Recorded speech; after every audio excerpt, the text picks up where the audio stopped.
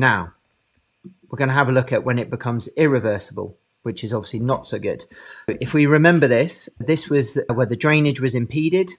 We've got potentially crowding out of an area, or it could be just a temporary mechanical compression like we saw with the crossing the legs or the Phelan's test. We've got high blood pressure coming in, which is normal. That should happen. The oxygen is then used by the nerve in the middle, and then the blood struggles to get out, and we've got this venous congestion. That's that scenario we looked at before. Now, with an irreversible conduction block, the problem is we've got an issue with getting blood in to the nerve. Now, rather than there being this kind of venous congestion here, the nerve isn't actually getting any blood in the first place.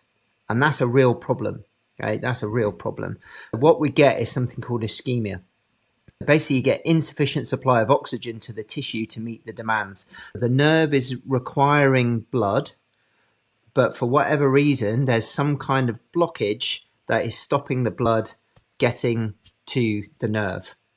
That's a big issue, because with ischemia and lack of blood, you get necrosis, which is cell death.